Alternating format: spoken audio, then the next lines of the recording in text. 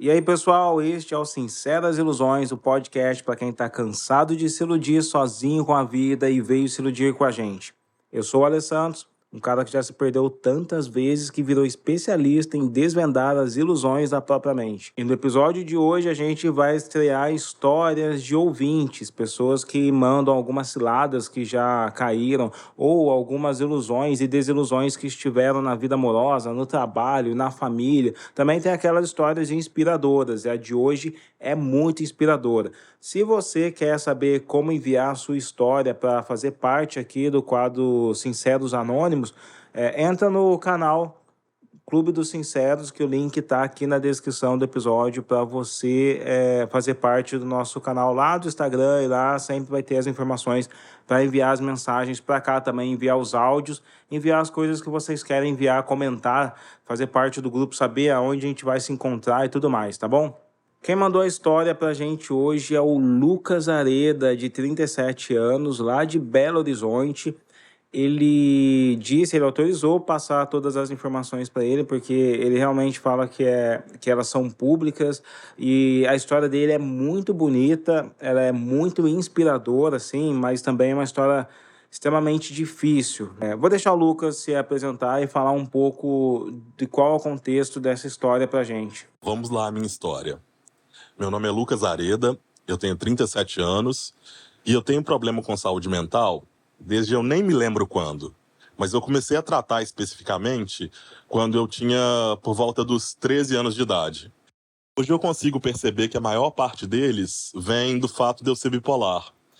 Mas o fato de eu ter nascido preto em um contexto de extrema pobreza na periferia de Belo Horizonte, foi uma coisa que eu tenho certeza absoluta que não só não ajudou muito, como foi um elemento agravante. Não é apenas uma infeliz certeza do Lucas sobre a dificuldade e o agravamento da dificuldade do seu diagnóstico por conta da desigualdade racial e social, não. Os dados mostram que as pessoas pobres e sim as pessoas pretas, elas têm menos acesso ou a bons profissionais, ou elas estão em estruturas que estão abarrotadas, como acontece no SUS, com pouco atendimento. E se você vai para cidadezinhas pequenas ali, regiões menores, assim, periferias, você realmente tem poucos profissionais. Os profissionais que estão lá, eles estão realmente abarrotados, assim, sem tempo nenhum para dar um atendimento de qualidade, ou com pouca estrutura para todos os exames que deveriam ser feitos para chegar num diagnóstico. Existem os vários contextos, inclusive culturais, religiosos, de crença e tudo mais, que faz com que as pessoas mais pobres, elas evitem ou elas realmente demorem nesse diagnóstico, né? Como o Lucas falou, ele se identificou como bipolar, mas perceba que ele começou a ser tratado desde os 13 anos de idade. Então, imagino que esse diagnóstico tenha demorado por conta de todo esse contexto. No meio de tudo isso, eu felizmente tive a sorte de ter uma mãe que, com muita luta, conseguiu correr atrás de tratamentos para mim. Ela compreendia o que eu passava e ela me respeitava muito dentro do possível. A dificuldade material que eu passava e o fato de eu ter visto muitos amigos meus queridos tendo sido mortos foi uma coisa que contribuiu bastante para a piora da minha saúde mental. Não dá para ignorar o peso desse contexto, cara. Quem mora na periferia, garotos pretos que nascem em periferia, já viram seus amigos sendo mortos. E imagine isso há décadas atrás. O Lucas é da minha geração. A gente não tinha muitas oportunidades ali naquele momento. Não tem como uma pessoa não adoecer nesse lugar, sabe? Não adoecer vendo isso acontecer com seus amigos, com as pessoas do seu bairro e tudo mais.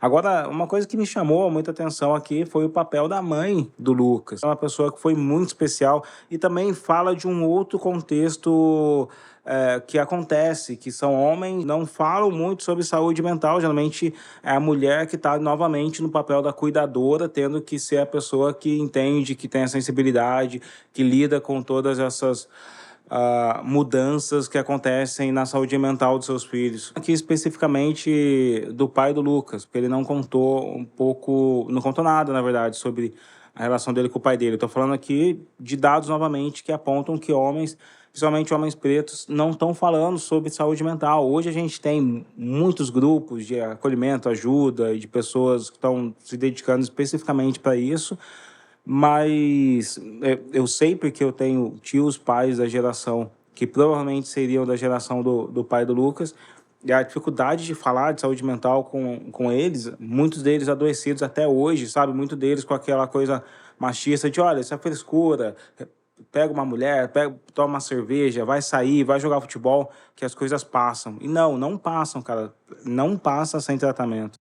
Uma coisa que quase não é muito falada sobre essas questões de tratamento de depressão e saúde mental é que a combinação dos remédios, junto com os próprios sintomas da depressão mesmo, eles fazem com que às vezes você nem consiga sair da cama. E isso muitas vezes, principalmente quando você é pobre, isso não é uma opção, né? Porque você tem que produzir, você tem que levantar e trabalhar para comer. Então, você tem, além de ter esses problemas, se você analisar um contexto socioeconômico, você vai perceber que esse contexto pode ser um agravante para os problemas e gerar uma relação de retroalimentação. Ao longo desses anos todos tratando saúde mental, hoje eu tô com meus 37, eu trato desde os 13, né? Foram inúmeros momentos de crise. Eu cheguei a ficar internado, foram algumas tentativas de autoextermínio para tentar acabar com a dor, né? E mais tarde eu acabei desenvolvendo ansiedade generalizada que evoluiu para uma síndrome do pânico. Hoje eu consigo ter a percepção que esse agravamento veio justamente pela necessidade de performar, apesar de tudo que eu sentia. Então fica aí um alerta, né? E uma dica. Não ignore nunca o que você está sentindo, porque isso pode acabar se tornando uma bola de neve e você pode acabar evoluindo para um quadro muito pior lá na frente. Eu fico imaginando quantas pessoas não aceitam a vulnerabilidade de um problema emocional. Isso para coisas simples, sabe? Por exemplo, terminar um relacionamento com alguém tóxico. É muito comum mulheres falarem sobre isso. Mas e homens? Você aceita que você passou por um relacionamento onde você, teoricamente, foi vitimizado, sabe? Eu acho que essa palavra é uma palavra que homens repudiam. Eles sempre estão no controle, sempre estão no domínio da situação, sempre são os valentes. Não aceitam ser colocados nesse lugar. Por isso não falam muito sobre suas fragilidades, sobre suas vulnerabilidades. Então, se você fica o tempo todo se colocando, fingindo que é forte, que nada te abate, você tá muito ferrado na vida, cara, porque somos seres humanos. E seres humanos são frágeis, têm dificuldades, se abatem, se desanimam, enfraquecem, são manipulados por outras pessoas, caem em esquemas mentais que mantêm vocês em repetições. Eu acho que isso tudo é da humanidade, né? Da psique humana. Não é só porque você é homem ou porque você é um bom garoto, uma boa menina, só porque você está nessa posição que você construiu essa crença de ser um super-humano, que isso não vai acontecer com você. Então eu imagino que se colocar nesse lugar de vulnerabilidade deve ter sido extremamente difícil, e reconhecer que você precisa de apoio mental ainda é um tabu no nosso país. Ainda tem eu falei da questão da religiosidade, eu acho que talvez um dia a gente faça um episódio só sobre isso, mas como as pessoas repelem a saúde mental com aquele papo de você não precisa de terapeuta, você precisa de Deus, você não precisa de remédio, você precisa de Deus. Então tem muitas questões ali que fazem com que tudo isso seja complexo, e reconhecer que você tem um problema é um ato de coragem verdadeira. Por isso que o Lucas é muito inspirador, porque ele passou por um problema extremamente sério, né? Para quem sabe o que é o transtorno bipolar, você precisa de inúmeros exames, e é um problema que faz você ter modulações extraordinárias de humor, de jeito que é muito difícil para pessoas que não estão minimamente interessadas no assunto de saúde mental reconhecer que aquela alteração de humor não é normal, que aquela alteração de humor pode ser um sintoma de algo que vai desencadear inúmeros problemas mais sérios, sim. Outra coisa também que é muito pouco falada é que o tratamento ele pode fazer com que a sua libido e sua vontade de viver sejam completamente aniquiladas. E isso numa sociedade que cobra dos homens a virilidade e a performance, ter uma perda de libido absurda pode ser uma coisa meio assustadora. Mas para isso eu digo apenas uma coisa. Primeiro, você não tem que se preocupar porque essa perda de libido que você pode ter é algo que não é definitivo, é algo que vai voltar na medida que você melhora. O que eu digo nesse sentido é que recuperar sua qualidade de vida e reconectar com quem você é de verdade é uma coisa que é muito, mas muito mais importante do que corresponder a qualquer expectativa que as pessoas têm de você.